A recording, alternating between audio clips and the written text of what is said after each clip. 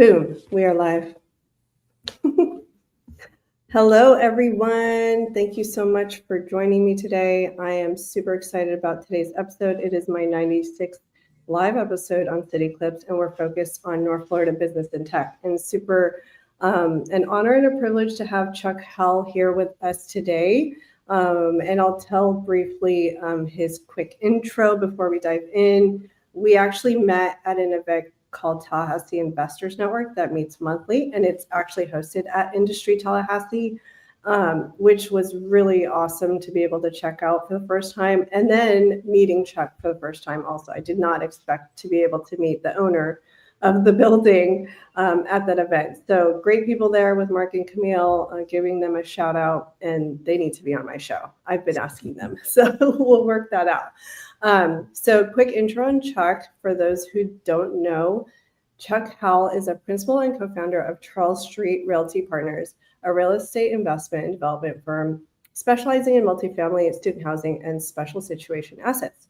With more than 20 years of industry experience, he leads the firm's construction management efforts. It's definitely a team effort, guiding projects from early design and planning through contractor oversight and city approvals. He's a graduate of FSU. I'm sure you were happy about them winning over the weekend. He was a starting pitcher for the Seminoles and proudly representing Team USA at the World University Games. The discipline and competitive edge he developed as an athlete continue to shape his leadership approach, focused, strategic, and results-oriented. So I'm definitely going to sprinkle some more facts throughout the interview, but thank you so much for joining us today. Absolutely. Thanks for having me. So you mentioned you weren't born here, but you've been here for a while. So I consider you as original Tallahassee. Yeah. Were you one of those boomerang situations where you left after graduating and then came back?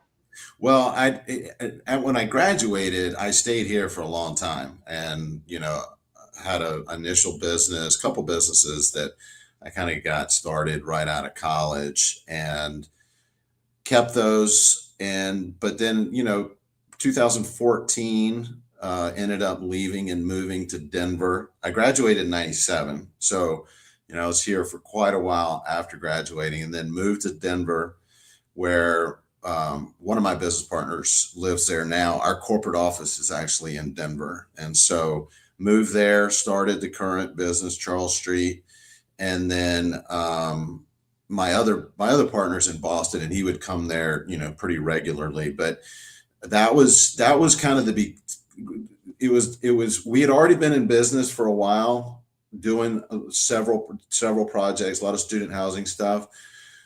But that's when we started the office in Denver, and kind of went a little bit of a different direction with the new development, and then stayed there for 5 years. Was planning on staying there maybe permanently, but then ended up moving to Cincinnati for a couple of years because we had several projects that were starting in the Midwest. And instead of me just kind of being on the road traveling all week, every week, my wife was like, why don't we just go to where your projects are, and let's just live there. So we moved to Cincinnati late 2019.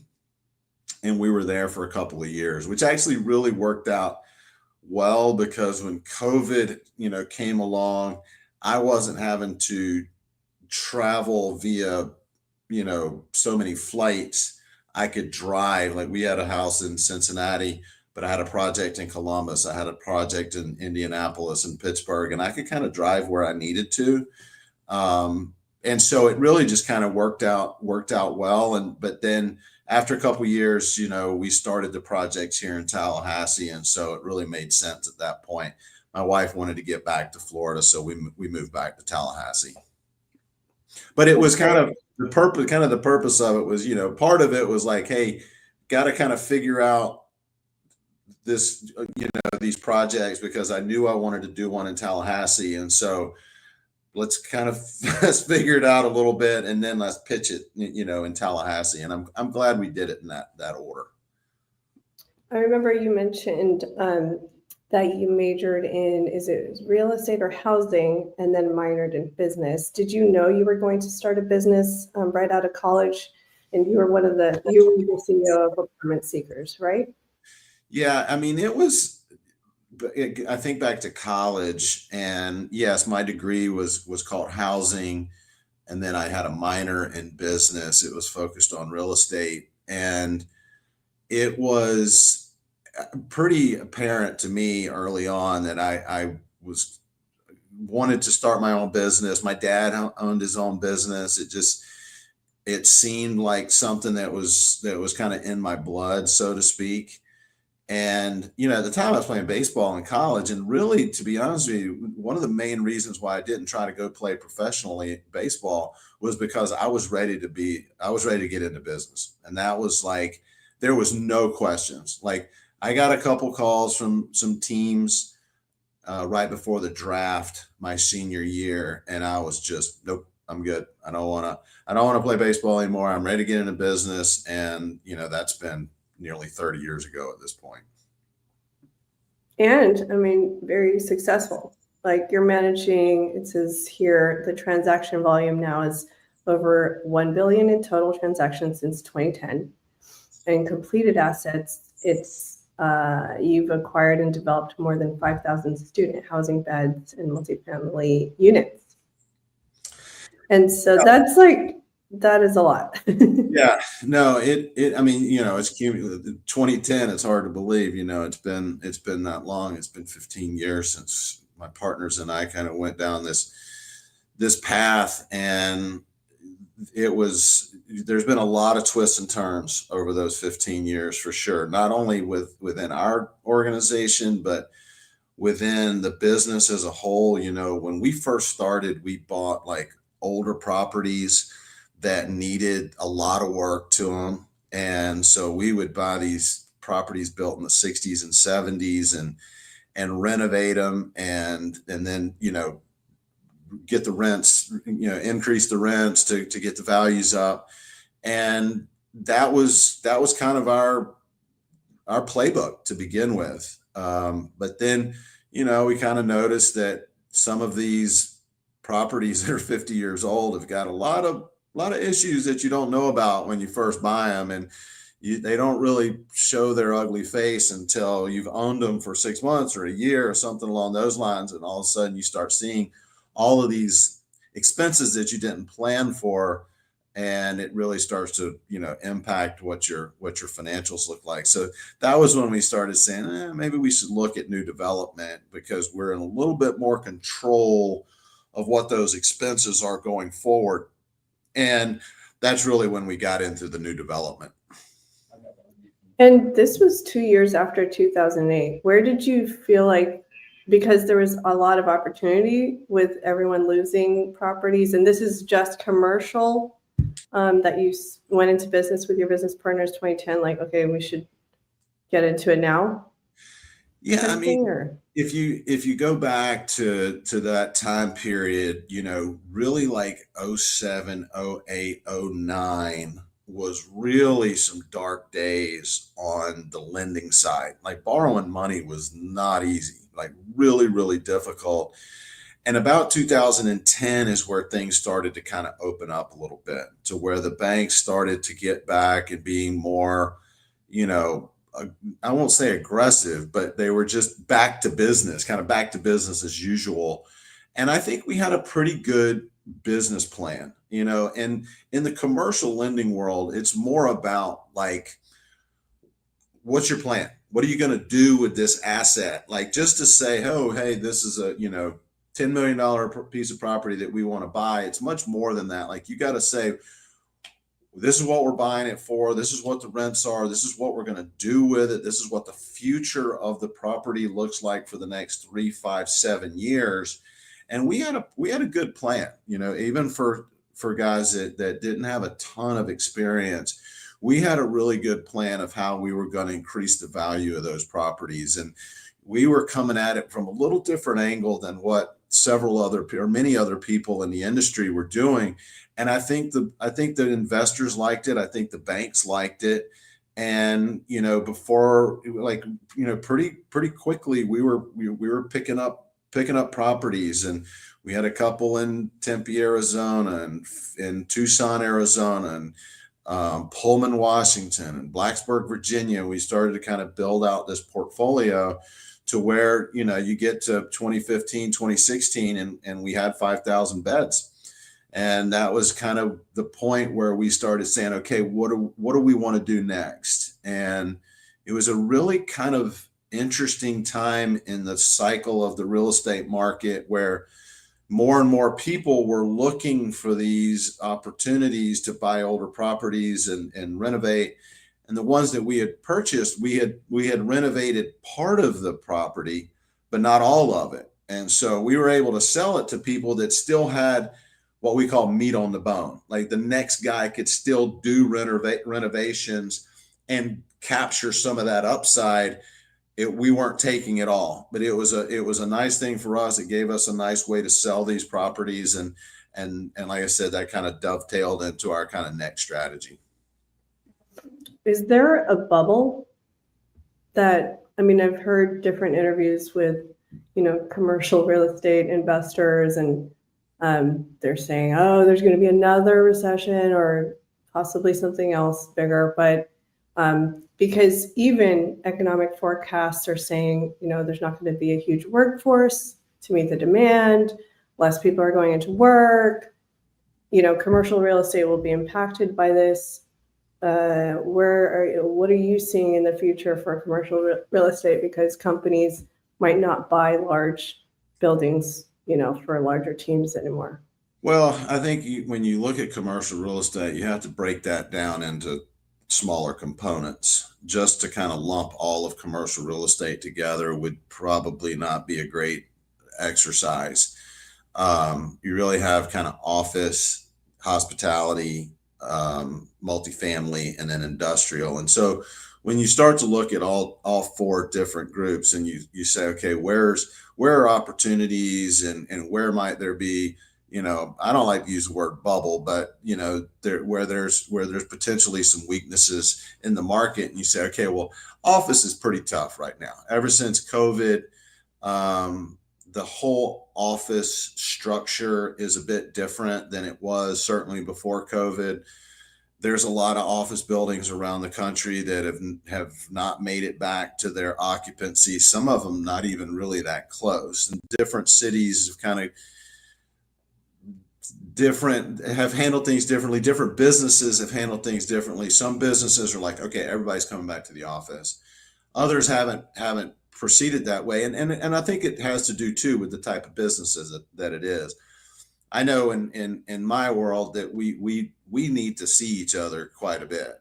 We need to have meetings in person and to be able to talk about different strategies and bounce stuff off of people. And I think you can only do so much of that via streaming, whether it's Zoom or Teams or the different platforms.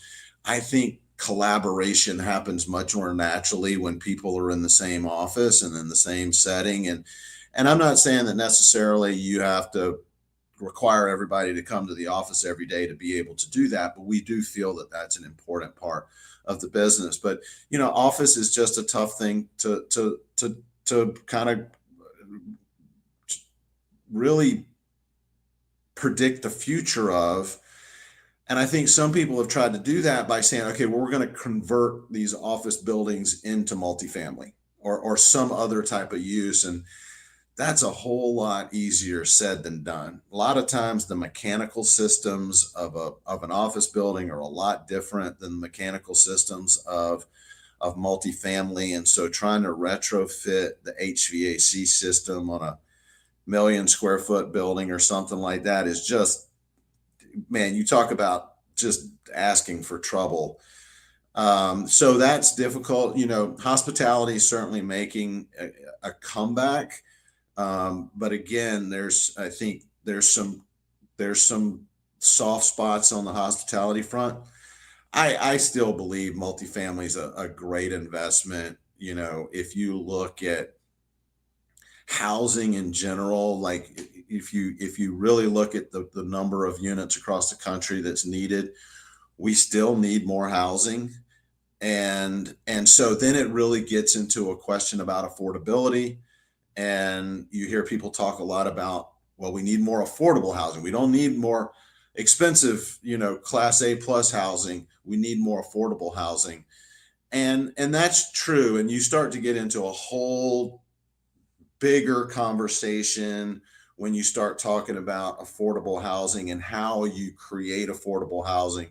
Some people believe you do that through government programs and, you know, different kind of financing strategies where the government gets involved to try to reduce the cost of either construction or financing or whatever, to give developers the opportunity to be able to charge lower rents, whether that's through tax credits or whatnot.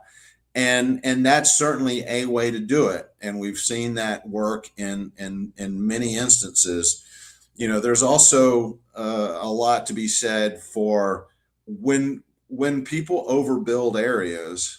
That's when you get affordable housing. When you have more supply than demand, the cost of rent is driven down. And so some people like to argue that just kind of leaving developers up to their own devices will create affordability because you'll end up with too many units. And I think both things are true.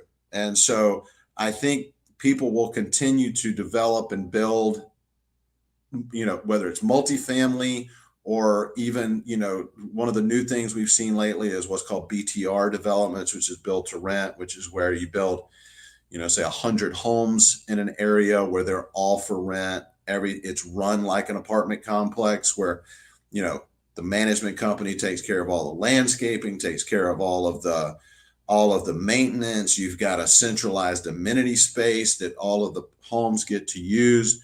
They're very popular in the state of Florida, maybe not as much up in the Panhandle area, although we have some coming in the Panhandle area. The South Florida area certainly has a lot. Those are all, I think, really good opportunities. I will say that, on the multifamily front, construction costs continue to be an impediment, really, because we went through this kind of inflationary period, a few years ago, 22, where we saw everything go up, right? People talk about the price of eggs, but, it was rent. It was just really everything. The cost to buy a used car had skyrocketed. Gas was high, and, utility costs in general. All these things were up. But really, things have, especially on the rent front, have really kind of flatlined over the course of the last couple of years. Well, construction costs have continued to go up, even though you'll find components within construction costs have come back to normal, whether that's lumber or steel, things of that nature. Really, labor costs have continued to be pretty high.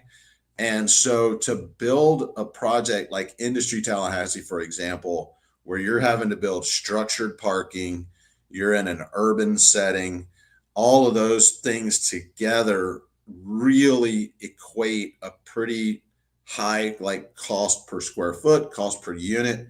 And because of that, it really has been difficult to make projects like that pencil. And I kind of throw student housing in almost as its own category.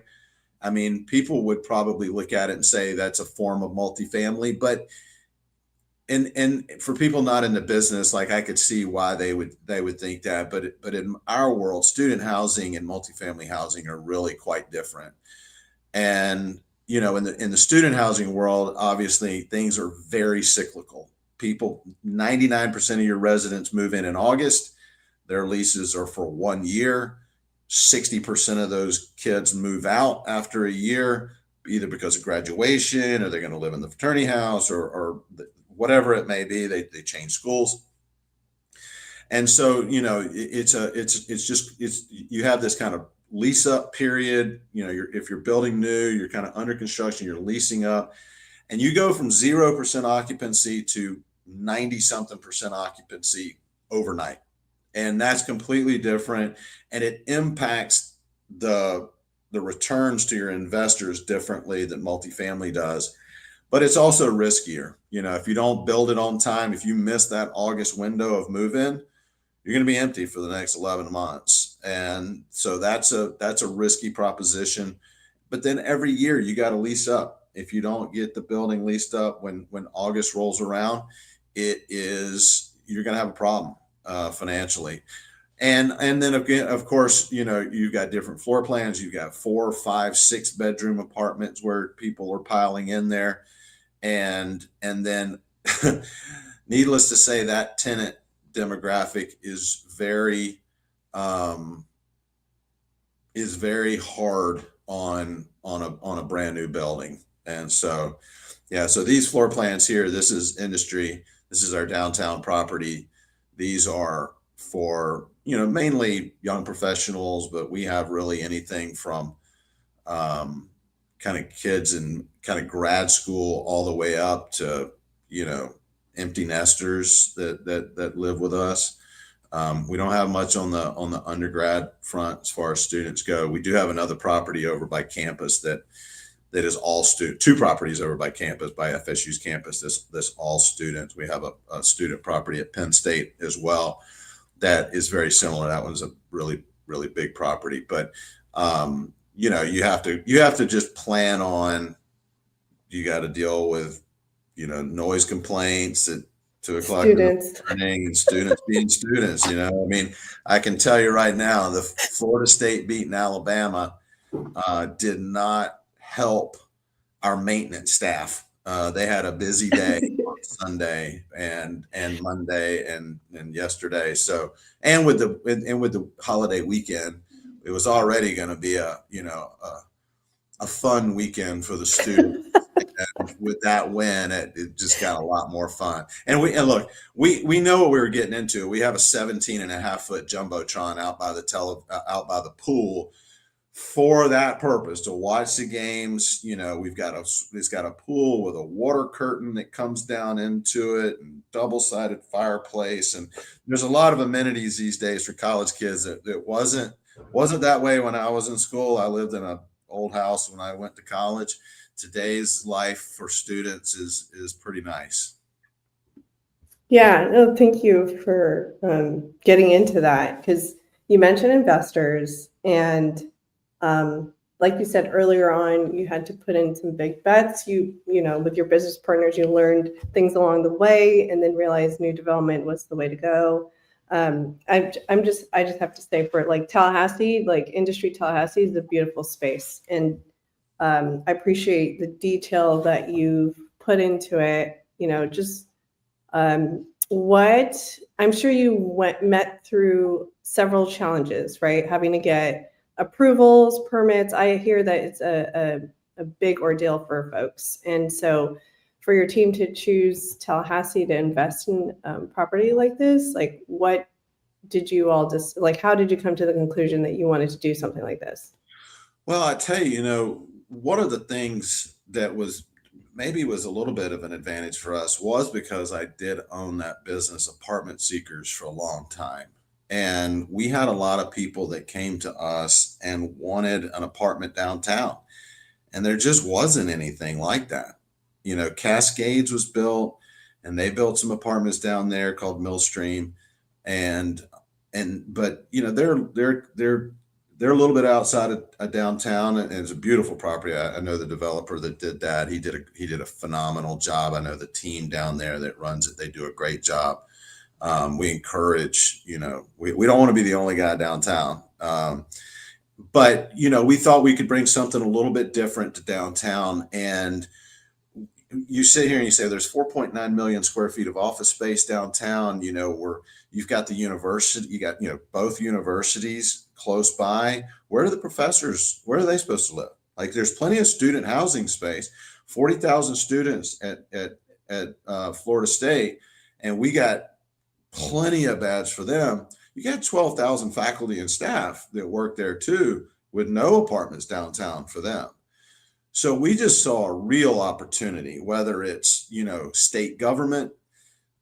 And when you say state government, there's everyone that works for the state government, but then you've got the hundreds of businesses that support the state government, lobbyists, law firms, banks, so many things that that are part of what we say in state government.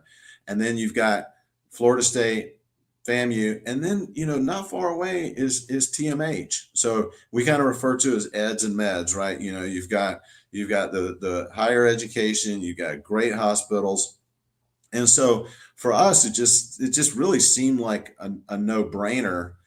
But the tough part in doing a project when you're kind of pioneering something new is you got to convince the bank and the investors that, like, I know no one's ever tried this before in the history of Tallahassee, but I promise it's going to work, right?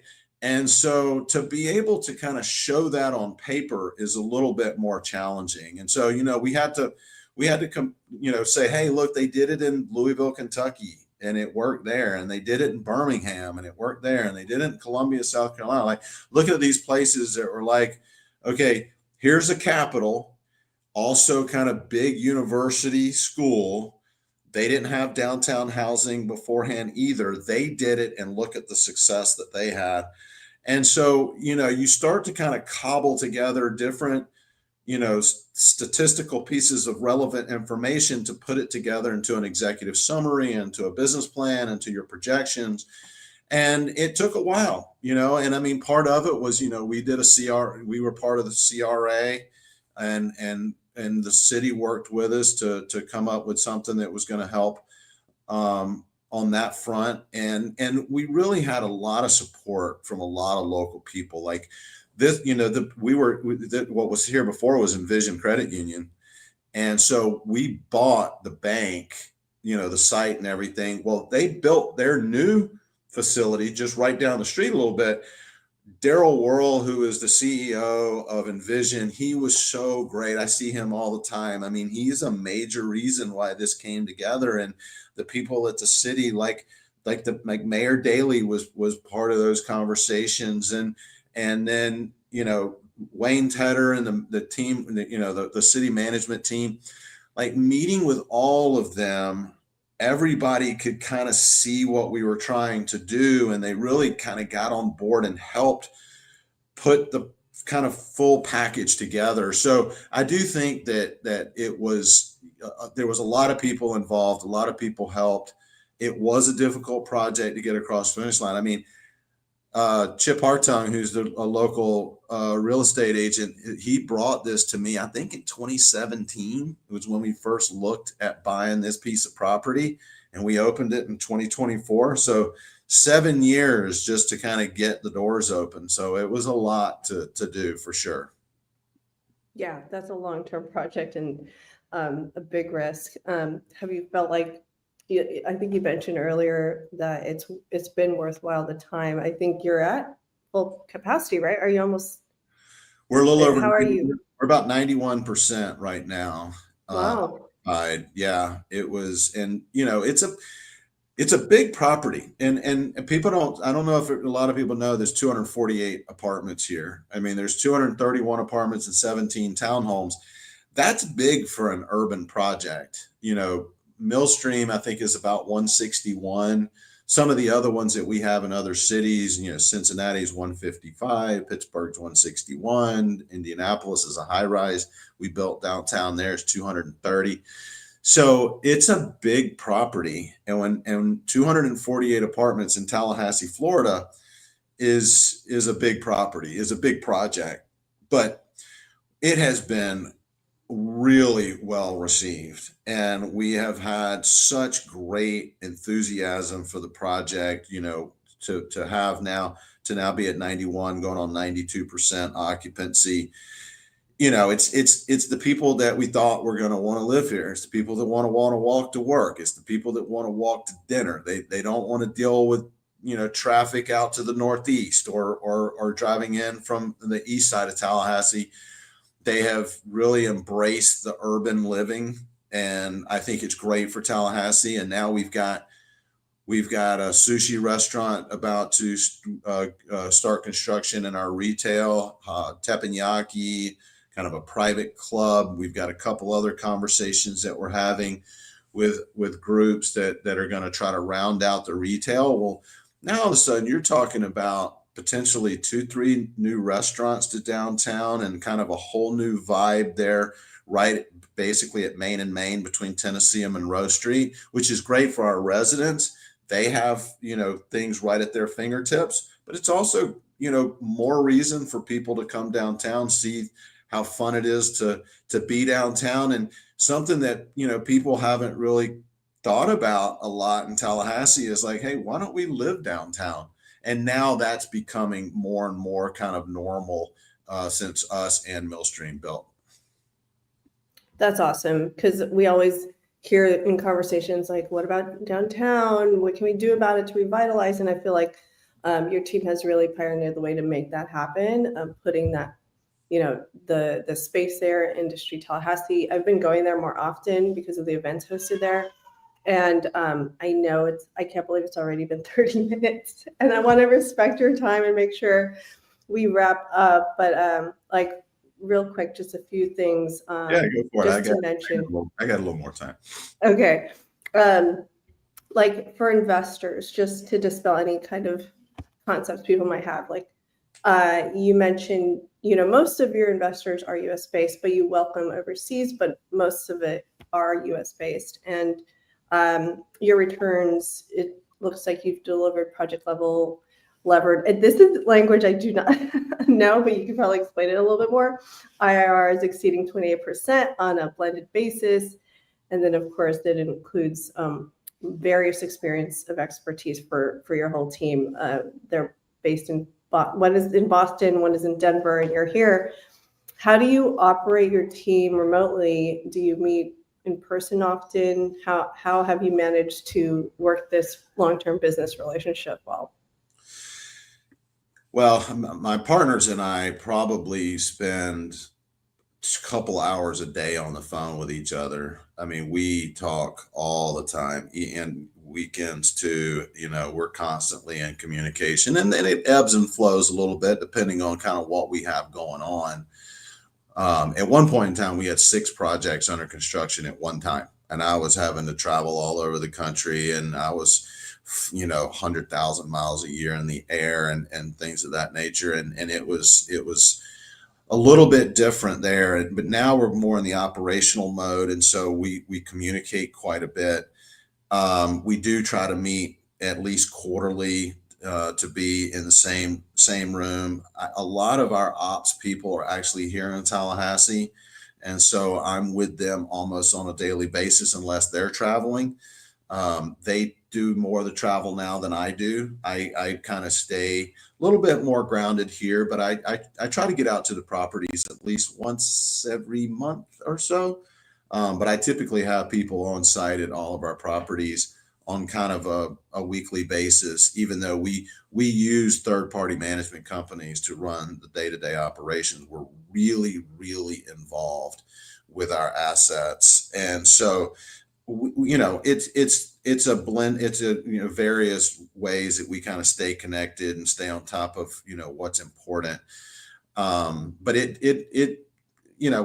anytime you run a platform that's kind of national based, it's one of the challenges. If all of our assets were in Tallahassee and we kind of all lived in Tallahassee, like that would be a whole lot easier. But we have properties in Cincinnati, Pittsburgh, Indianapolis, Minneapolis, Penn State, Tallahassee. So it is a little bit, it is a little bit more challenging. And our investor base has been, a lot of our investors have been with us since the beginning. I mean, they've come kind of along for the ride, so to speak. We've had we've had certain investors that are more focused on, like, we've done 3 projects of what's called opportunity zones. And opportunity zones are something that came about in 2018 from the Tax Act. And it is an opportunity to kind of sell securities and use that money in development of certain areas within the state. And there's some significant tax advantages to doing that. And so we've had some investors that's all they want to do. They just want to do opportunity zones. So when we've had opportunity zones, they've invested in those deals. We've got other people that they only like to do student housing. So when we've done student housing, they've been involved. Or some people want to just do ground up new development. We've done a lot of that, but not everything we do is ground up new development. So you have certain groups of investors that their interest is different. Some people are looking for higher returns. Higher returns typically come from things that are inherently more risky, things that are more, predictable. The returns are typically lower. And so some people, especially institutions, want to be investing in something that there aren't very many variables for them. So there's a wide range of different, like I said, institutions, groups, private office type of investment groups, all the way down to just kind of individuals that, maybe they're high net worth guys or whatever that just want to, create some passive income for themselves as they're getting closer to retirement, or maybe they are retired. So there's a lot of different kind of boxes to check that we offer, and then we report to them monthly or quarterly, and most of them have been pretty happy about what we've been able to do. Makes sense. Otherwise, they wouldn't give you more money. Right. Yeah, that's usually the sign. To wrap up, obviously, whatever you're doing is working, because I'm sure there are probably negative Nancy's in town saying, how can you get 90+% occupancy with that type of property at that price point, that kind of thing. But there is a market for that, and you've proven that. So thank you for doing that. Thank you for your team for investing in Tallahassee. So what would you love to see more of, and almost like advice to our community to take Tallahassee to the next level? Well, look, I'm a big fan of downtown. We obviously invested big in downtown, and I have such fond memories of like downtown get downs, and going to basketball games and eating downtown. We spend a lot of time down here, and it's such a great city. You go down to like Governor's Inn area and Hayward House and places like that. We just think it's so charming. It's so nice. And, a lot of the people that move into industry are new to Tallahassee. And so they love the area. And so I think that, the more that Tallahassee as a city kind of visits downtown and has dinner downtown or goes to see a show at the Challenger Learning Center, the more that happens, the more that those businesses thrive and new opportunities are created for other businesses. And so I think that's always exciting. From time to time, I'll talk to someone that lives out in the Northeast, and I live out in the Northeast, but there's, I don't really make it past I-10. And I'm like, well, you ought to come down and see what's going on downtown. I think you'll like it. So I would just encourage people to don't forget about downtown. Yeah. Actually, it's funny because I used to go to school in San Francisco downtown, and that downtown is very different from. Oh, yeah. A lot of them to me, yeah, exactly. So the drive, a few blocks down, 5-10 minutes is really not bad. No, going to downtown, it's not horrible. So I love when I hear people to talk about Tallahassee traffic, and I'm like, yeah, you go like Denver. I live there. Good gracious, like I-70 parking lot, I-20. Some of those the interstates are 8 lanes wide, and there's just no movement anywhere. So those were former San Franciscans. Yeah. Going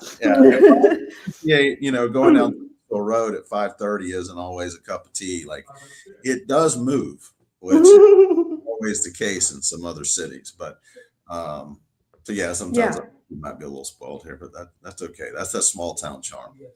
Right. Well, thank you so much for hopping on again and to be on the show and talk about your story. Really appreciate it. There is actually the next monthly meetup is at Industry Tallahassee next Monday. So we love the events. It's one of the things that we committed to early, was just allowing people to have events here, and it gives people from all walks of life to kind of see what we've done and who we are, because a lot of people that come to events aren't looking to move into an apartment, but that's okay. Like they know someone, they've got a cousin who's moving to Tallahassee, or their uncle's kid or whatever. It's like there's always kind of a couple degrees of separation between you and someone that is needing a place to live or wants to live in a place that's nice and has the amenities. I mean, whether it's the fitness center or the pool or whatever, it's typically, gets pretty exciting for people if that's what they're looking for. Yeah, my friend Kristen actually lives there. She's a lawyer and she's very happy. I know Kristen very well. I know Kristen. Yeah, she's awesome. Absolutely. I've actually, Kristen, she invited me. I went to speak at something at the Hub, I guess it's probably been a year ago or maybe more now. And I met her then. She's a great person. Yeah. So great people there, great community. You made the layout so like live, work, play type of vibe. Yeah. And also very community friendly. So thank you so much, Chuck. I'm Absolutely. hang on for a few seconds. Okay. I'll see you on the other side. Everyone subscribe to CityClips for free. We'd love to see you all next time. Thank you very much.